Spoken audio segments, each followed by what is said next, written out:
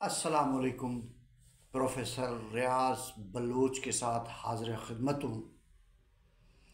सूरत हाल बहुत तेज़ी से बदल रहा है। हमारे सिंध के अंदर देही ज़िंदगी के अंदर जो अकट्ठ होते हैं, जो मेल मिलाप होते हैं, जो मच कचहरियाँ होती हैं, उसमें आम तौर पे जो है वो जब चीज़ें बिगड़ रही होती हैं या चीज़ें ख़राब हो रही होती हैं तो एक बात होती है, कोई भी उठ के कह सकता है कि अदा रंधड़े में रोलो पे जियो,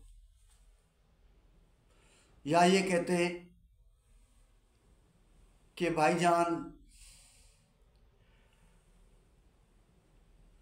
खोड़ी के घुमरो जियो। अब ये अल्फाज सिंधी के हैं, ये कहावत सिंधी की है।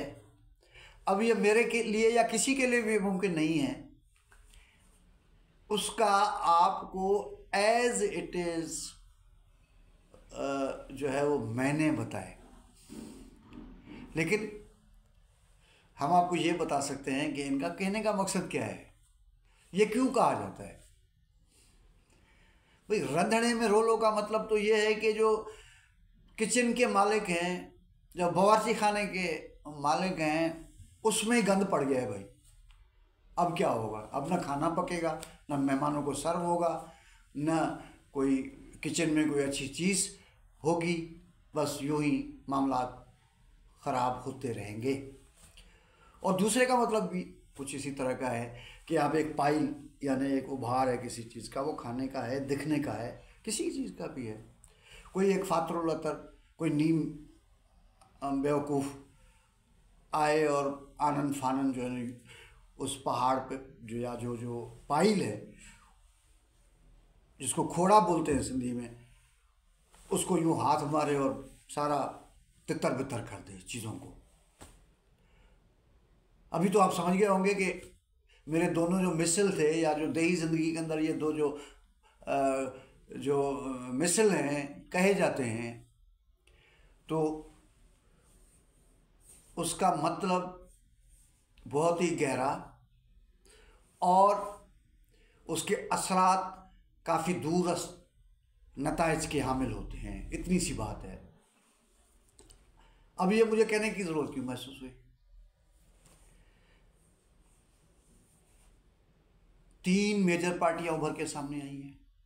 PTI, Nawaz Sharif, Pakistan peoples party. अब ये 3 पार्टियां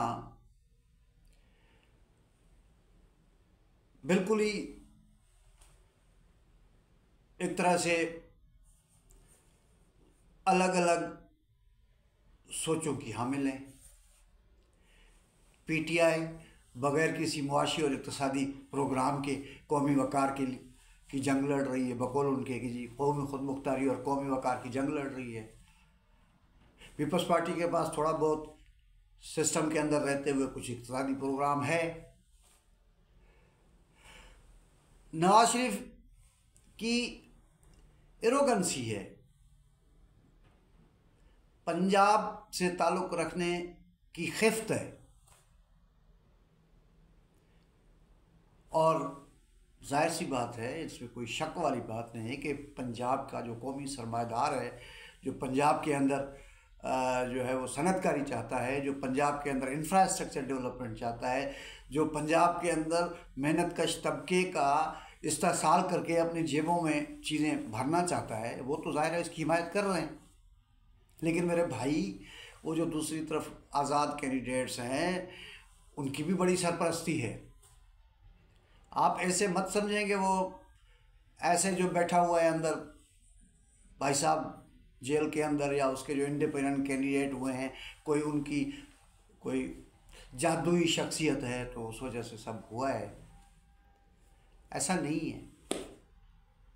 एक्स सर्विस मैन जो रिटायर्ड फौजी अफसरान की तंजीम है, जो गाहे बाहे मुल्क की सियासत पे, मुल्क की इक़्तिसादियात पे, मुल्क की पॉलिसियों पे अपनी जो है ना वो पॉलिसी बयान मतलब वो सोसाइटी देती रहती है।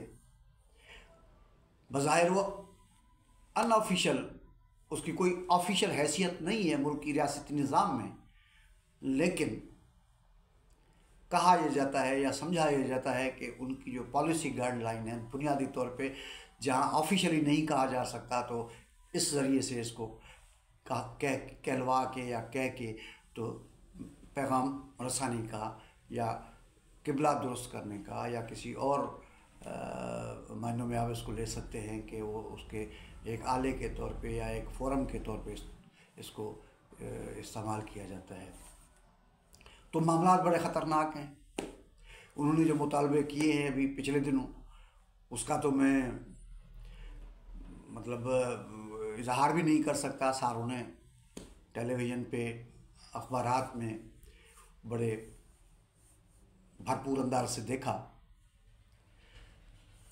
अब इस सारी गेम जो हो रही है वो ऐसी गेम है कि किसी खिलाड़ी को या किसी टीम को पता ही नहीं कि कौन जीतेगा कौन हारेगा।